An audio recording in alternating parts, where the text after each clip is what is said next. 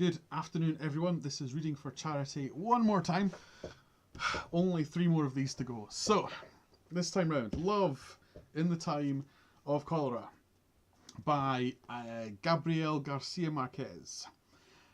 I didn't really enjoy this book very much, and I know it's supposed to be amazing, and I know it's supposed to be about love, and I know it's supposed to be, one of those gloriously fantastic novels, and he's won Nobel Awards, Nobel Prizes, and but at the end of the day, this felt slightly soap opera-ish with a big chunk of moralizing included as well.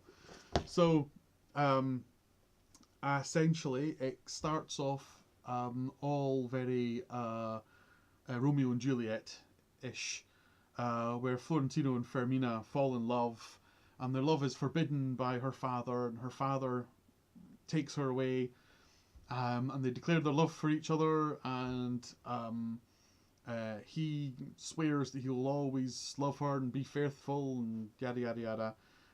Writes her letters continually, and then when she finally gets back to the city, she realizes that the idea of the person that she'd been communicating with is very different from the reality of the person that he is, and decides that she doesn't actually love him, and hands back the letters and throws the letters down at him, and that's the end of their courtship, if you like.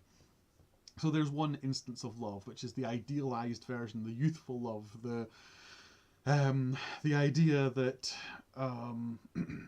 the flame that burns brightly that he has for her, that Florentino has for Fermina, and the idealized love that she has for him, which is not it's the putting on a pedestal idea. So there's already 2 different types of love in there. He declares that he will never be unfaithful, and then basically heads off and and sleeps his way around the city. All the while making sure that things are in such a way that she'll never find out. Fermina will never find out about his indiscretions.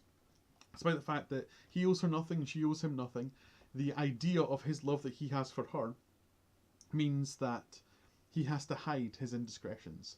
So there's yet even another separate sort of love in there, which is, undying love, perhaps. I'm not sure that's what it's supposed to be, but that's how it comes across in the book. Meanwhile, Fermina ends up in a kind of a semi-arranged marriage, if you like, to Juvenal, who is far more accomplished than Florentino.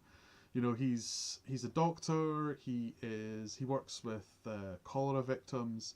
He's wealthy. He keeps her well, and despite her initial distaste of him, she ends up having a fruitful and happy marriage with him, and he seems to love her all the way through. So there's yet more elements of descriptions of love going on there, with the discovered love that they end up having for each other, what could be described as what would be the right way to describe Urbino's love for her. I'm not entirely sure how I would describe it, but he's relatively faithful. He has a single affair which he admits to Fermino, and he maintains all the way through a very discreet and again, another form of love for her. She grows to love him, and they grow old together happily, for the most part. But they have what is essentially a very good marriage. So there's another sort of love, which is the grown together type of love. When Urbino dies, hilariously falling off a ladder trying to find a parrot. Yeah. Is it at the funeral? Yes, I think it's at the funeral that Florentino has another go, and declares his continuing undying love for Fermina. they essentially end up having another go. Again, this is the another form of the undying love that Fiorentina has for Fermina.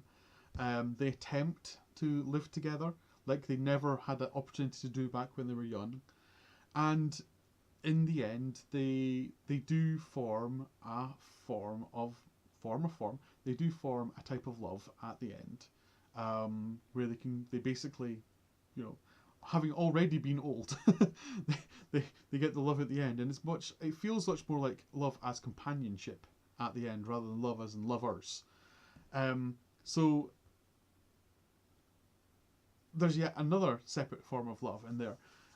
It's it it feels almost at times like this. I went through the book, and as I was reading the book, it almost felt like Marquez was cataloguing the different types of love that were available.